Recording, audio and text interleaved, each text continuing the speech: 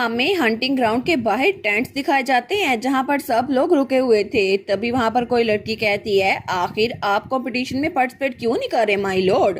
तो वहां पे ऑस्कर बैठा था, उसके सामने एक लड़की थी। तो वो लड़की कहती है, वेल हर जेंटलमैन वहां पर क्राउन को ऑन करने के लिए गया है और वो अपनी क्वीन के लिए एक और ताज खरीदेगा। तो आपको नहीं लगता क्या आपके जहन में पहले कोई लड़की है। लेकिन तभी ऑस्कर वहां से खड़ा हो जाता है। तो वो लड़की कहती है, माय लॉर्ड आप कहाँ पर जा रहे हैं। तो ऑस्कर जाते हुए सोचता है, इसकी हिम्मत कैसे हुई कि ये मुझे ऐसे प्रेशराइज फील करवाए। वैसे भी मदर तो पहले ही वहां पर डैमियन की चटनी बना देंगी, तो मुझे तो वैसे भी कुछ करने की जरूरत है ही नहीं। इसी वजह से मैं लेडीज को चार्म करता हूँ। तो तभी वहां पर देखते हैं, उसे एक लड़की नजर आती है। वो सोचता है, देखो तो सही ये लड़की मुझे जरा अच्छी लग रही है। तो वो उनके टेबल पे आता है और एक खाली चेयर पे बैठते हुए कहता है, अगर आप लोग माइंड ना करें तो मैं यहाँ पे बैठ जाऊं। वो लड़की कहती है, जी। तो ऑस्कर कहता है, अरे हाँ तुम मुझे बताओ तुम्हारा नाम क्या है। तो वो लड़की कहती है, मेरा नाम अमीलिया बेनेट है माय लॉर्ड। तो तभी उसका हाथ पकड़ते हुए कहता है, अच्छा तो तुम्हारा नाम एमिलिया है। वेल ये जरूर किस्मत होगी। क्या हम लोग कहीं प्राइवेट जाके बात करें, हम लोग बड़े अच्छे से बात करेंगे। तो तभी उसका हाथ खींच के उसको वहां से लेके जाने लगता है। वो लड़की कहती है, लेकिन मेरी दोस्तें मेरे साथ बैठी हैं। वो कहता है, मैं तुम्हें अश्योर करवाता हूँ तुम इसको रिग्रेट नहीं करोगी। वो कहती हैं, रुके माय लॉर्ड। तो उसकी दोस्तें भी थोड़ी पैनिक कर गई थी। लेकिन तभी वहां पर आयरस आते हुए कहती है, प्लीज वहीं पर रुक जाए लॉर्ड ऑस्कर। तो एमिलिया कहती है, लेडी आयरस ह्यूगो। तो हमारी आयरस कहती है, क्या आप देख नहीं सकते कि लेडी अमीलिया बहुत ज्यादा अनकंफर्टेबल हो रही हैं, आखिर आप उनको अनकंफर्टेबल क्यों कर रहे हैं। तो तभी वो लड़की जाकर आयरस के पीछे छुप गई थी। वो सोचता है, एक मिनट ये भी एक ह्यूगो है, लेकिन इसका मतलब है कि ये उसकी छोटी बहन होगी, है ना। और उसे शादी के दिन अरासिला याद आ रहती है। वो सोचता है, इसको देखो तो सही, ये तो बहुत ज्यादा खूबसूरत लग रही है। तो आयरस कहती है, क्या आपको मुझसे कुछ कहना है। तो वो दिल में सोचता है, देखो तो सही ये कितनी खूबसूरत है, अगर इसकी बहन मेरे काबू में नहीं आई तो कोई बात नहीं, मैं इसको बटा लूंगा। वैसे भी मुझे लगता है कि डैमियन की टक्कर लेने के लिए मुझे एक ह्यूगो को फंसाना चाहिए। तो तब वो कहता है, मुझे माफ कीजिएगा लेडी आयरस, मैं बस थोड़ी देर के लिए ट्रू प्राइस को छोड़ के डिस्ट्रैक्ट हो गया था। तो आयरस कहती है, अच्छा ये बात है, तो आपको हंटिंग ग्राउंड में लौट जाना चाहिए क्योंकि प्राइस तो आपको वहीं पर मिलेगा ना। वो कहता है, नहीं नहीं मुझे हंटिंग में कोई इंटरेस्ट नहीं है, मेरा दिल तो पहले किसी ने अपने काबू में कर लिया है। आयरस कहती है, क्या इसका क्या मतलब हुआ। वो कहता है, मुझे तो क्यूपिड के एरो ने पहले स्ट्रक कर दिया है और वो आप थी लेडी आयरस। मैं तो सच में ये बता सकता हूँ कि हम लोग एक दूसरे प्रॉमिस कर सकते हैं फ्यूचर में मिलने का। आयरस कहती है, क्या नहीं, उस बेचारी को तो पसीने आ रहे थे, किसी और की जान बचाने के लिए यहाँ पर आई और अपनी जान फंस गई है। तो तभी वो उसका हाथ पकड़ते हुए कहता है, क्या हम लोग अपने फ्यूचर के लिए किसी और टाइम के लिए बात नहीं कर सकते, है ना। तो तभी उसके हाथ पे किस करने लगता है। तो आयरस तो बहुत ही ज्यादा अजीब महसूस कर रही थी, तभी वो अपना हाथ पीछे कर लेती है। वो कहता है, आई सी लेडी आप तो बहुत ज्यादा शाय हो रही हैं। और तभी उसको आंख मारते हुए कहता है, अगली बार फिर से मिलेंगे। और तब वो तो वहां से हंसते हुए जा रहा था, लेकिन बेचारी आयरस वो सोचती है, आखिर ये क्या हो गया। और पीछे से अमीलिया और बाकी लोग भी सोचते हैं, इसका दिमाग तो खराब नहीं है। लेकिन दूसरी तरफ हमें हंटिंग कंपटीशन का सीन दिखाया जाता है जहां पर जंगल में हमारी अरासीला ने कुछ लोग को वहां पर अपने मैजिक के जरिए बांध दिया था और हमारा डैमियन भी कुछ लोग की चटनी बना रहा था। तो तब हमारी हीरोइन कहती है, मुझे लगता है इनमें से सिर्फ 3 या 4 लोग बचे हुए हैं। तो हमारा हीरो कहता है, तुम बता सकती हो वो कहाँ पर है। अरासीला कहती है, मैं उनकी मैजिकल एनर्जी को सेंस कर सकती हूँ, लेकिन वो यहाँ से इतने दूर नहीं है। और तभी वहां पर उनका लीडर जमीन पे बैठा कुछ कर रहा था और बाकी सारे उन पे वार करने के लिए तैयार थे। हमारे उन कहती है, ऐसा लगता है कि उनकी साइड पे जो मेज है उसने पहले से अटैक नहीं किया, तो शायद वो कुछ बड़े की प्लानिंग कर रहा होगा। और तब वो वहां पर कुछ मंत्र पढ़ रहा था। हमारा हीरो कहता है, तो फिर मैं जाकर उनसे डायरेक्टली बात करता हूँ। वो कहती है, नहीं ये थोड़ा डेंजरस होगा, तुम्हें नहीं पता वो किस तरह का मैजिक यूज कर रहा होगा। तो हमारा हीरो कहता है, लेकिन अगर हम इसी डिस्टेंस पे रहे तो उनके अटैक बहुत ज्यादा स्ट्रॉन्गर हो सकते हैं, इसी वजह से। और असीला कहती है, रुको मुझे इसके बारे में बैड फीलिंग है। लेकिन हमारा हीरो कहता है, अगर तुम्हें फिक्र हो रही है तो तुम यहाँ पर बैठ के पीछे नजारा देख सकती हो, या फिर तुम चैलेंज को भूल गई हो। तो असीला को तो गुस्सा चढ़ा था। वो कहती है, बस बहुत हो गया, चलो आगे चलते हैं। तो हमारा डैमियन आगे बढ़ा था। वो कहता है, तुम भी पीछे थोड़ी केयरफुल रहना असीला। तो वहां पर वो सारे लोग कहते हैं वो इसी तरफ आ रहा है, जरा तैयारी कर लो। और तभी डैमियन वो अपनी तलवार लेता है तो वो सारे के सारे अपने तीर कमान संभाल लेते हैं। वो कहते हैं वो आ गया। तो तभी हमारा डैमियन वो उछलता है और उनके ऊपर अपने ओरा के जरिए वार करता है, लेकिन थोड़ी देर के बाद ही उसने उन सबको एक ही बार में हरा दिया था। तो वो सारे पीछे गिरते हैं। तो डैमियन वहां उसी पेड़ के ऊपर खड़ा हो गया था जहां पे पहले वही असैसिन खड़े थे, लेकिन तभी उसकी तरफ कोई डार्क एनर्जी भरती है तो उसके सामने वही मैजिशियन था। तो वो कहता है मुझे यकीन नहीं होता कि तुम खुद अपने पैरों पे चलते हुए दुश्मन की टेरिटरी में आ गए हो, और वैसे भी मुझे लगता है कि तुम्हें बैटलफील्ड में इतनी ब्रेवरी नहीं दिखानी चाहिए। लेकिन तभी डैमियन उसके पास आ गया था, उस पर तलवार चलाते हुए कहता है बस बहुत हो गया, अपनी बकवास बंद करो। तो तभी वो मैजिशियन वो स्माइल करता है, वो कहता है देखा तुम मेरे ट्रैप में फंस गए। डैमियन सोचता है क्या आखिर ये क्या है, लेकिन तभी वो डार्क एनर्जी उसने किसी रस्सी की तरह डैमियन को कैद कर लिया था और उसकी तलवार को भी। वो सोचता है मेरा ओरा ये भी थोड़ा थोड़ा करके कम होता जा रहा है, आखिर हो क्या रहा है। तो तभी वो मैजिशियन अपने हाथ में कुछ मैजिक करता है। वो कहता है मैंने एक्सपेक्ट नहीं किया था कि इतना ग्रेट ग्रैंड स्वॉर्ड मास्टर वो अपने लिए कोई खुली जगह छोड़ेगा जिसकी वजह से मैं उस पर अटैक कर पाऊंगा। तो हमारा डैमियन वो सोचता है क्या मुझ पे अटैक करने वाला है, लेकिन तभी उसने उसकी तरफ हाथ बढ़ाया था। तो हमारा हीरो सोचता है इसका माना ये तो बहुत ही ज्यादा अनसेटलिंग है, क्या इसका मतलब है कि मैं बचने नहीं वाला। लेकिन तभी हमें बताया जाता है असल में जिस वक्त यहाँ पर ये पावर्स आई थी तो दो तरह की पावर्स थी, ओरा और माना, जिसकी वजह से ये लेजेंडरी पावर्स थी और कोई भी एक इंसान एक ही पावर रख सकता था। लेकिन जिस सुप्रीम बीइंग ने उनको ये पावर्स दी थी उन्होंने कहा था कि कभी भी लाइफ फोर्स ऑफ नेचर जो कि माना है उसको लाइफ फोर्स ऑफ मैनकाइंड यानी कि ओरा के साथ मिक्स नहीं करना। अगर किसी ने ऐसा किया तो उस पर कर्स होगा जो कि उस इंसान को पूरा कंज्यूम कर लेगा और इर्द गिर्द की चीजों को भी। और आखिर में इसे डार्क मैजिक का नाम दे दिया गया। लेकिन बहुत सारे लोगों ने इस फॉरबिडन तरीके को यूज करने की कोशिश की और उनकी दिमागी हालत बिल्कुल खराब हो गई और आखिर में वो लोग अपनी जान से हाथ धो बैठे और इसकी वजह से उनके साथ साथ वहां पर बहुत सारे लोगों की जान गई। इसीलिए डार्क मैजिक को बिल्कुल मना कर दिया गया और इसके खिलाफ बहुत बड़ी कार्रवाई हुई। तो सब ने इस बात को यकीनी बनाया अगर किसी को भी डार्क मैजिक यूज करते हुए देखा गया तो उसको पनिशमेंट मिलेगी।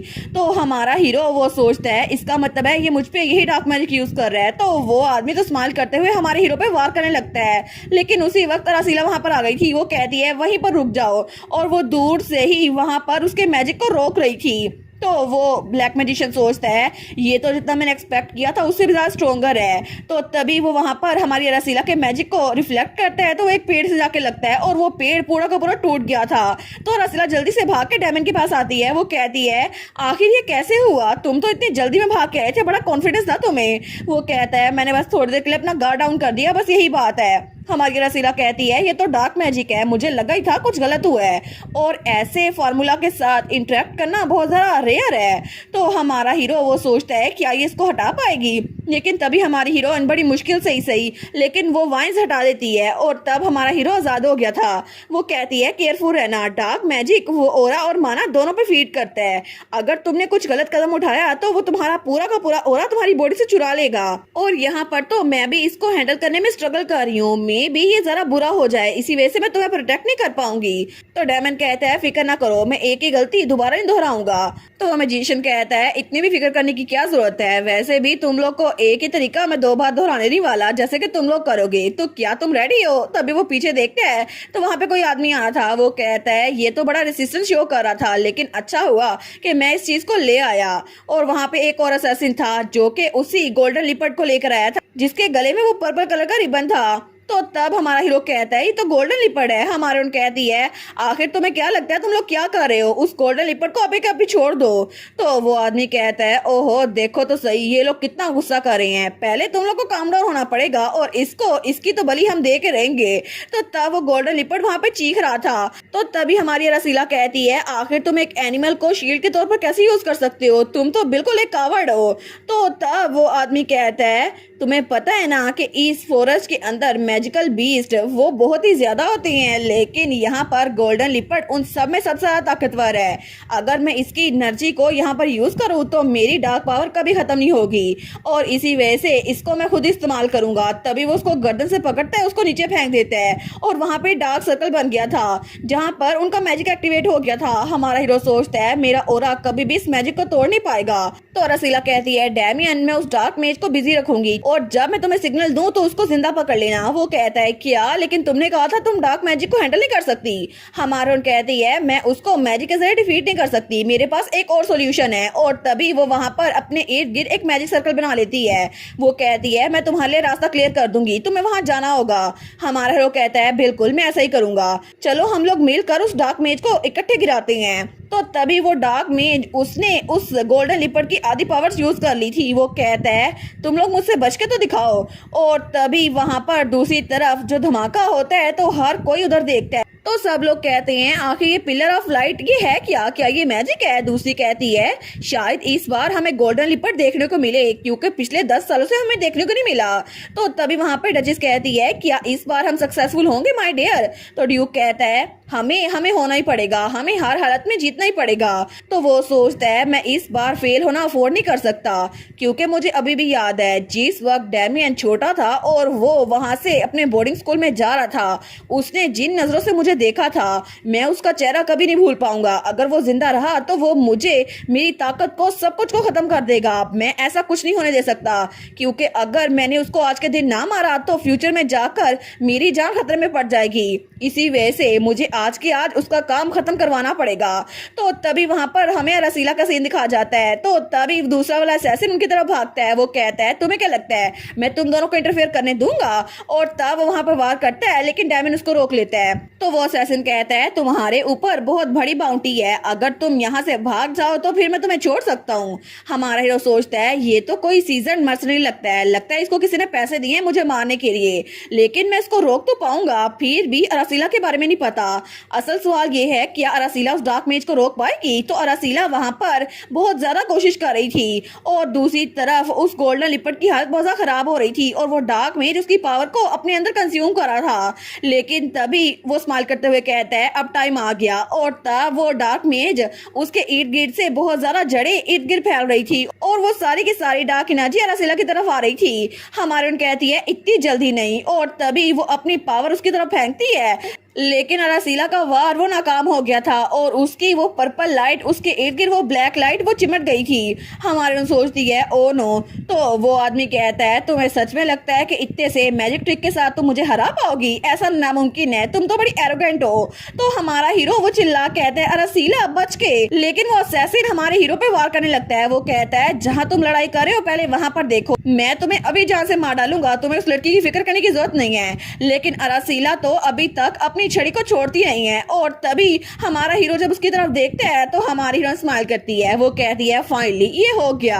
और तभी जब वो अपनी छड़ी को आगे करती है तो इर्द गिर्द से सारी डार्क एनर्जी एक ही पल में गायब हो गई थी। तो वो डार्क मेज सोचता है क्या इसने मेरे ओरा को माना से अलग कर दिया, ऐसे कैसे, ये तो इतनी जल्दी नामुमकिन है। तो हमारे कहती है अब तुम्हारा चांस है डैमियन, अभी वहां पर जाओ। तो डैमियन उस असैसिन को पीछे धकेल कर जल्दी से उछलकर उस मेज की तरफ जाता है। तो वो मेज कहता है मुझे कवर करो जल्दी।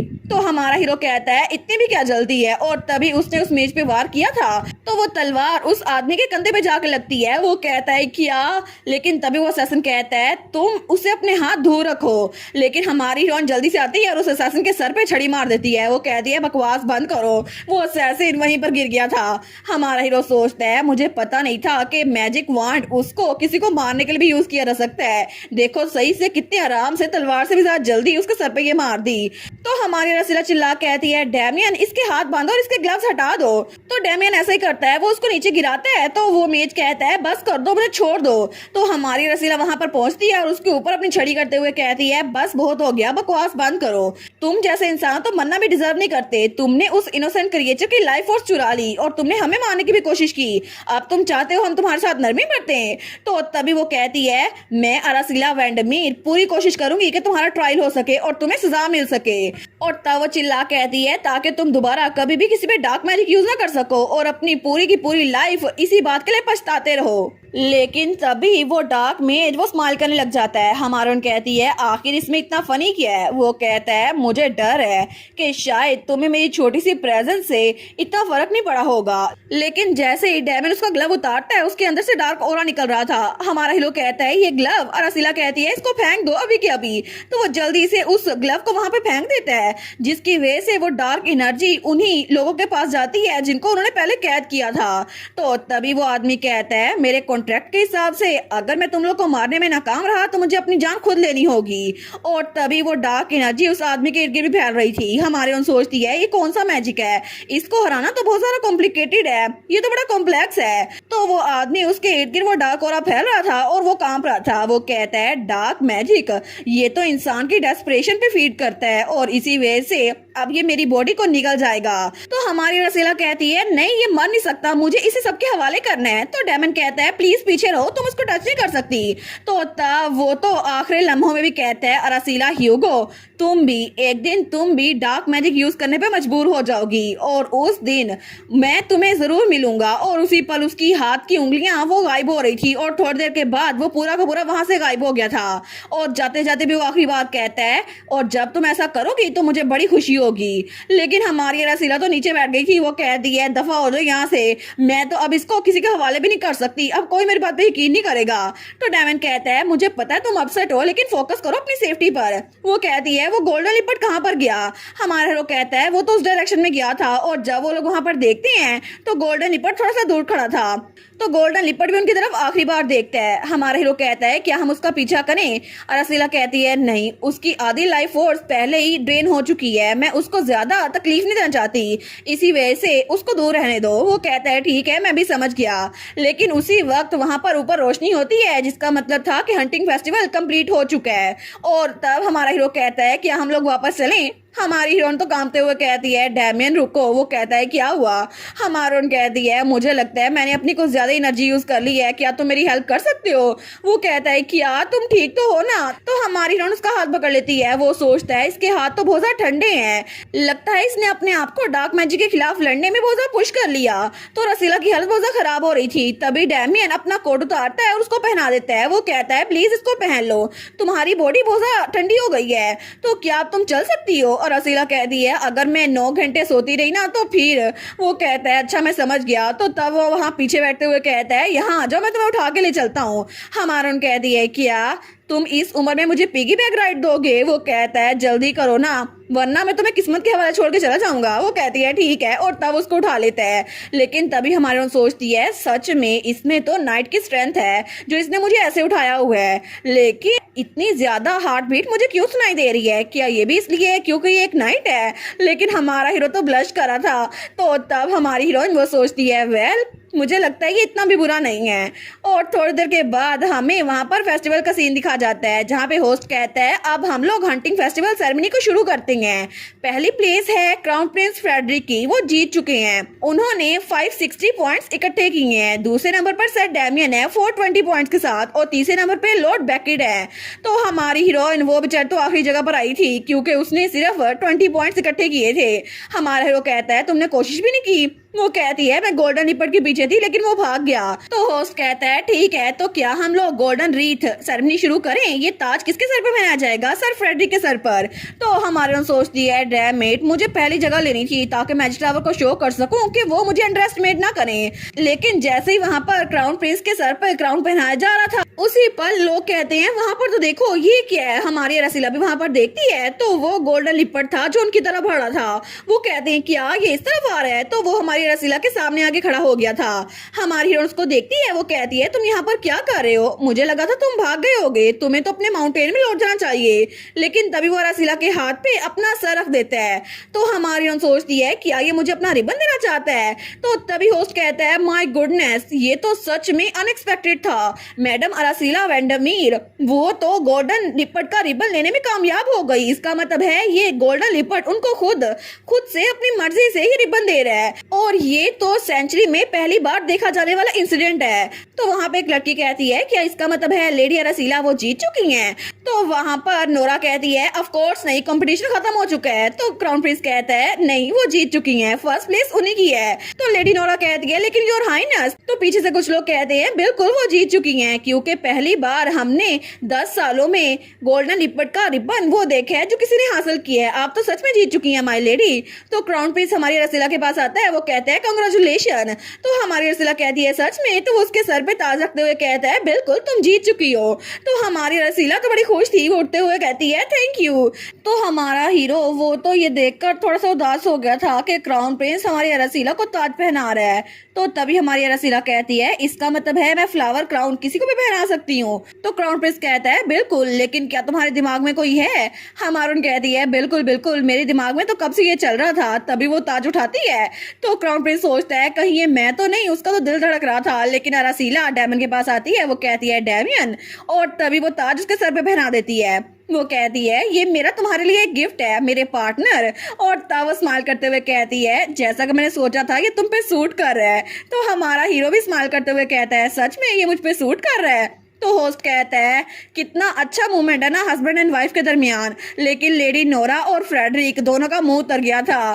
तो वो कहता है इसी के साथ हंटिंग फेस्टिवल खत्म हो गया। मैं उम्मीद करता हूँ कि ये ब्लेसिंग सबके लिए अच्छी रहे और वेंडमीर्स के लिए भी। तो तभी हमारी हीरोइन का भाई उसके लिए भागता हुआ आता है, वो कहता है एरी। तो हमारी हीरोइन की फैमिली बड़ी खुश थी, वो कहती है फाइनली तुम लोग जीत गए। तो हमारा हीरो भी उनकी तरफ देखता है। तो सारे के सारे इकट्ठे होकर उस गोल्डन लिपट के पास आए थे। तो हमारी रसीला उस गोल्डन लिपट को थैंक यू बोल रही थी। और तभी हमारा डैमन रसीला की तरफ देखता है और रसीला भी उसकी तरफ देखती है, और दोनों ही स्माइल कर रहे थे क्योंकि आखिर में कंपटीशन करते करते वो लोग एक दूसरे के थोड़ा सा करीब आ गए थे। और इसी के साथ ये वाला पार्ट यहीं पर ख़त्म। तो आप लोग बताइएगा आप लोग को ये पार्ट कैसा लगा, और वीडियो को लाइक और चैनल को सब्सक्राइब लाजमी कीजिएगा। बाकी वीडियोस का लिंक भी स्क्रीन पर नज़र आ रहा होगा, तो काइंडली उनको भी चेकआउट कर लें। और thank you so much for watching my videos. Stay safe, bye bye.